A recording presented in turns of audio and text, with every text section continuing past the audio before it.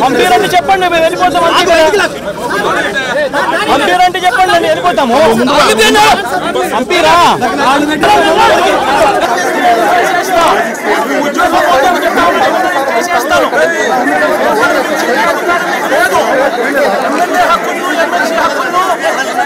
పరిరక్షించే బాధ్యత మీదే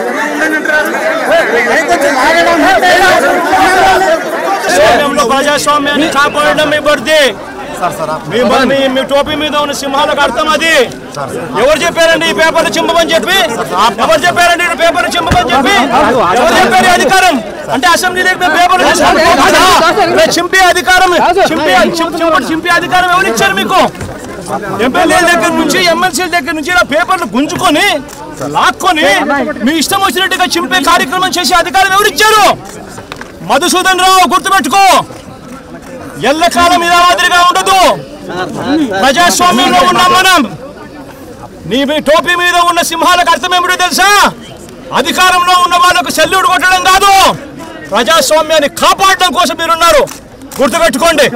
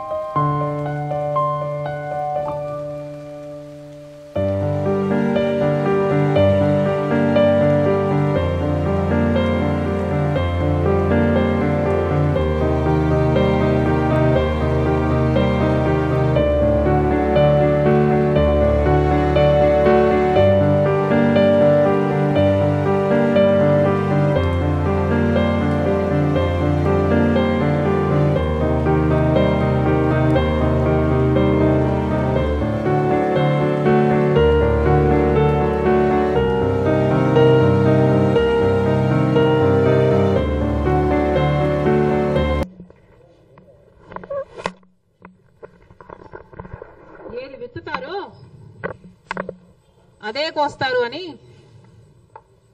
అంటారు. మరి జగన్మోహన్ రెడ్డి గారు హత్య రాజకీయాలు చేశారు, గొడ్డలి రాజకీయాలు చేశారు,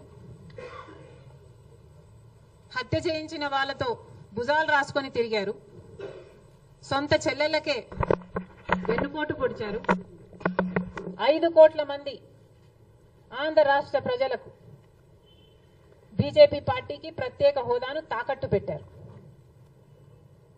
ఈరోజు జగన్మోహన్ రెడ్డి గారు ఢిల్లీలో ధర్నా చేస్తారా? ప్రత్యేక హోదా కోసం ఎందుకు చేయలేదండి ధర్నాలు? 5 సంవత్సరాల మీద అధికారంలో ఉన్నారు కదా, మరి ఢిల్లీలో మీరు ప్రత్యేక హోదా కోసం ఎన్నిసార్లు ధర్నాలు చేశారు? ప్రత్యేక హోదా అసలు ఊసే లేకుండా చేశారు కదా.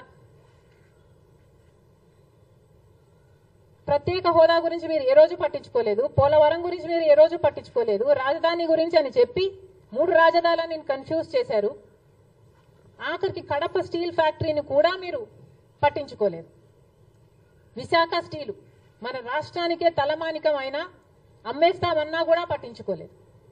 ఈరోజు మాత్రం ఢిల్లీకి వెళ్ళి ధర్నా చేస్తారట.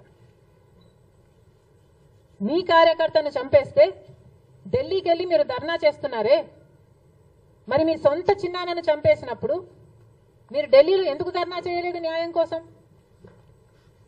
జగన్మోహన్ రెడ్డి గారు సమాధానం చెప్పాలి. ఒకవైపు ఇక్కడ అసెంబ్లీ జరుగుతుంది. అసెంబ్లీ జరుగుతున్న సమయంలో మీరు అసెంబ్లీలో ఉండకుండా ఉండే ధైర్యం మీకు లేక ఇలా సాకులు వెతుక్కొని మీరు ఢిల్లీ వెళ్తామంటున్నారే. అంటే అసెంబ్లీలో ఏ బిల్లు ప్రవేశపెట్టినా అది ప్రజలకు వ్యతిరేకమైన అది పాస్ అయిపోవాలనా? మీరు ఉన్నదే 11 మంది. కనీసం ఆ బిల్స్ మీద డిస్కషన్ మీకు అవసరం లేదా? మీరు కొట్లాడాల్సిన అవసరం లేదా? ఏం ఆలోచన చేస్తున్నారు జగన్మోహన్ రెడ్డి గారు? అసలు ఈ వెనుకొండలో జరిగిన హత్య కూడా పొలిటికల్ మర్డర్ ఇది కానే కాదు, ఇది వ్యక్తిగత మర్డర్ అని కూడా అంటున్నారు కదా. మేము ఏదో సాక్షి మీడియానో లేకపోతే టీడీపీ మీడియానో పట్టుకొని మాట్లాడడం లేదు.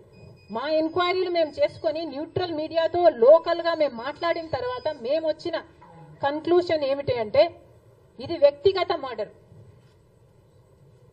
మొన్నటి వరకు కూడా హత్య చేసిన వాళ్ళు, హత్య గురైన వాళ్ళు ఇద్దరూ వైసీపీతోనే ఉన్నారు.